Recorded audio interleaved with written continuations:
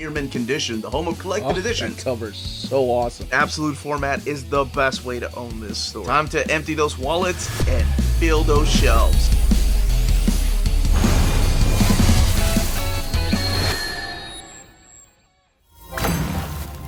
How's it going, all you minties? Uncanny Omar here from Near Mint Condition, the home of collected editions. And join me today for your overview of the Super Sons Super Duper edition. This is the latest omnibus printing of Super Sons from DC Comics. So let's go ahead and get started.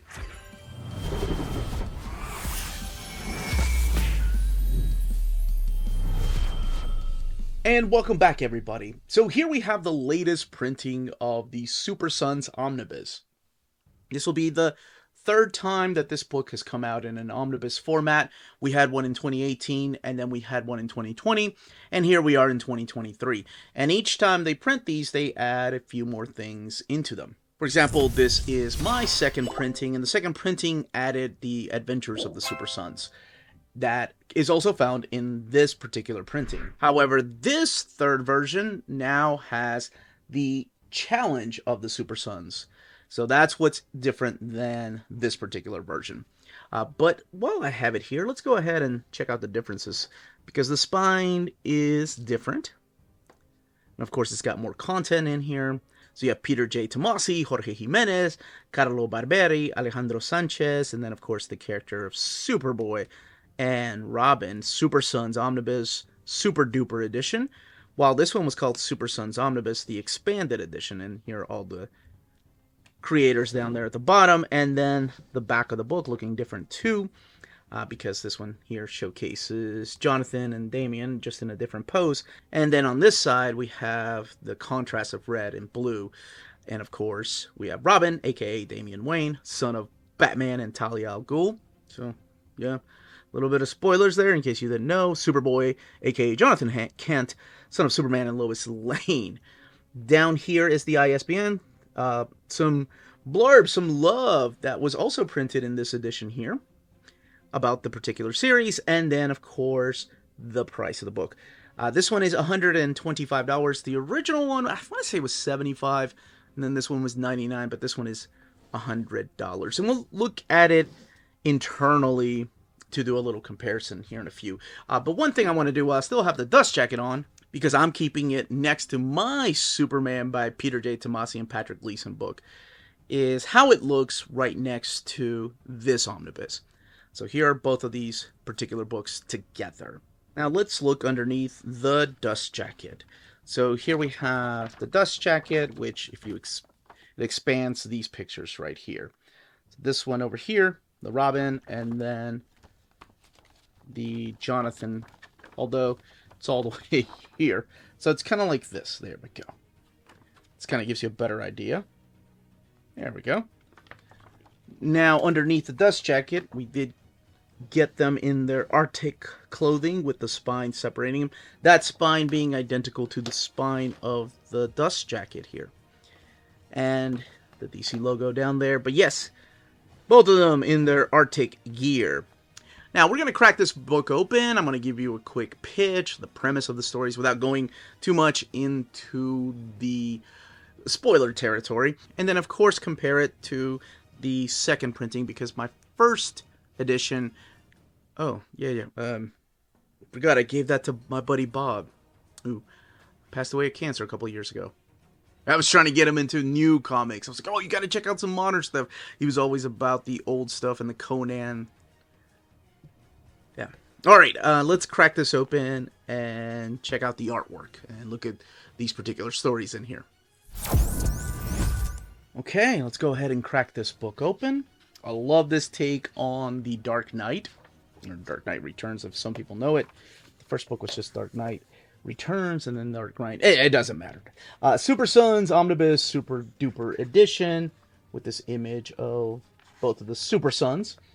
And again, the credits right here, going into a little more detail, of course, because it's not just Peter J. Tomasi writing the stories, it's also Patrick Gleason who helped him co-write the stories. And of course, both of them came up with a concept together. Jorge Jimenez, Carlo Barberi, Patrick Gleason, Fernando Pasarin, Paul Pelletier, and Ryan Benjamin taking the top billing here. And then on inks, you have Art Tibert, Jorge Jimenez, Oscar Albert, Richard Friend, Scott Hanna.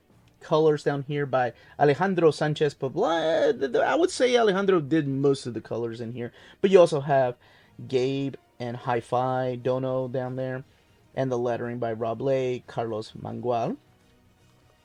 And then an introduction here by Peter Tomasi talking about exactly how this book came to be. And it's interesting because this introduction this is the third printing, of course, so we've had it printed before. This time around, though, we do have artwork of the Super Sons, and kicking it off with this particular issue of Superman. This is issue number 10. So what's collected in here, you have Superman 10 and 11. This is the Rebirth era, so please keep that in mind. You have 37 and 38. You have Super Sons 1 through 16. That's the original story. Then the annual number 1, Super Sons and Dynamite number 1, but also Blue Falcon is part of that story. Teen Titans number 15, so the crossover is in here. The Adventures of the Super Sons, which was added to the second release of this book. And Challenge of the Super Sons 1 through 7, which is added to this version of the book. And then a short story from the Robin 80th 100 page Super Special number 1, which I think it's My Best Friend. I believe that's what it's called. The book has 888 pages. So we kick off this particular omnibus with them meeting together in the pages of Superman and not getting along. They're kind of at opposite ends. You know, Damian has got this huge chip on his shoulder. He thinks that Jonathan is what most people think of Superman, a Boy Scout. And then Jonathan just has enough of his crap and just punches him, knowing that he's stronger and taller than him. So they both come at this particular feud from different angles. And they're forced to work together on a particular mission by both their fathers, who refuse to give up on them because they eventually became friends, so why can't their sons? And that leads into the Super Sons. Like, all of this happening in the pages of Superman 10 and 11, and it leads into the Super Sons story arc. By now, they're going to, at least Jonathan is going to school, he's trying to fit in, and Damian's trying to keep an eye on how normal people live every day. And in these particular stories, you're going to find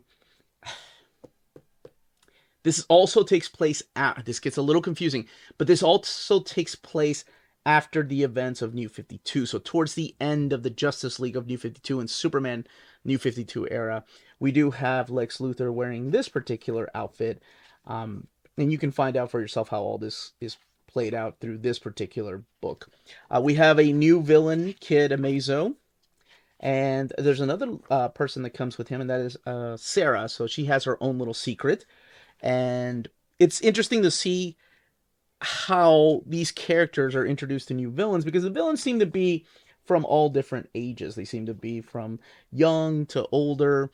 But usually my favorite type of stories are the ones that are told from the kid's perspective. So if it's like a super villain that happens to be a child, and they both come from different backgrounds, right? Jonathan was loved from the very beginning, whereas Damian was raised completely different, to be an assassin. Here's the crossover with the Teen Titans, with beautiful artwork. And this is the one where they age up Damian, so they have to lie to their parents, because they're not supposed to be out there fighting crime, even though Damian is leading the Teen Titans. And that one there has an interesting resolution. We have the future story where the future versions of themselves come back from the future to the past. With this particular character, this is Xavier, who has his own secrets, and that involves the Teen Titans, and it also involves Superman and Batman. And I really like this one. This is the one shot of not the one shot. This is the annual, I think. This is the Super Pets annual. Talia comes back because she's trying to train her son how to still be a stealth assassin, but also has to back off that, he's going to school now. This is the Dynamite storyline, the Dog Knight. This is drawn by Fernando Pasarin. I didn't talk about the art. So, yeah, Uncanny Omar talked pretty one day. Patrick Gleason kicking it off in the main Superman series. But Jorge Jimenez was given the duty of art here in the pages of the Super Sons. And he did just about all those issues, like 16 issues of the Super Sons. By the time we get to Adventures, though, that's going to be Carlo Barberi, but we'll get there in a second. This one here is drawn by Fernando Pasarin, and this is the one shot that features Dino Mutt. And the ending of this one had so many people talking. I think whenever we did a review of this on Old Reader, New Reader, we were all confused as to the ending of this one. What could it mean? But this is also the time when DC was really pushing the Hanna-Barbera characters with crossovers with DC. Like you had, was it Elmer Fudd and Batman? You had the Snagglepuss series, the Flintstone series, and then of course the Scooby-Doo series. And then we jump into another ongoing series, which is the Adventures of the Super Sons. This right here was a lot of fun because this introduces us to the gang. And the gang is filled up of versions of characters that you may be familiar with. You have Joker Jr., you have Rex Luthor, you have Ice Princess, Brainiac, Six, just to name a few of the characters. I think that might be Deadshot Jr. They can't have two juniors on the team, right? But anyway, this introduces us to the concept of this gang who has a different origin than the Injustice League, than the Legion of supervillains here on Earth. You do get a very 90s type of story here with the character of Jonathan. And again, Carlo Barberi doing this particular artwork. And future versions of themselves coming back to play a big part in this story. Now, before I go any further, I do want to thank the folks at Organic Price Books for sending us a copy of this omnibus. Big thank you to all of you over there. And then after the Adventures of the Super Sons, this is where you get the Challenge of the Super Sons. This is where Max Raynor steps in as the artist. And this story features the characters of Vandal Savage and Felix Faust. And definitely has not just time travel, but also multi-dimension hopping. While, the previous stories have had time travel elements in there, we have this one here actually having more of a reality type of hopping around. And this is a really fun series, too. This one is the one that was not collected previously in the last omnibus. And the very last story is My Best Friend. This is from the Robin 80th Anniversary 100 Super Special. I think Super Spectacular is what it's called. So Jorge Jimenez returns as the artist, and it's just a few pages. And then we get some of the variants back here. So you probably saw the way this is collected, that you have the main cover, and it is a textless cover, and on the back is where you get the credits right here of who wrote it, who the artist was, the colorist, and the letter, and the cover artist. But you don't know what issue you're reading, right? Like, you don't know if this is Super Sons number 3, number 2. And I know some people like to know, but I just wanted to make sure that you were aware that, no, there are no numbers on the covers. They're textless covers. So let's take a look at some of these variant covers. So we have some Dustin Nguyen artwork back here, Simone Bianchi artwork, John Boy Myers, Frank Quitely.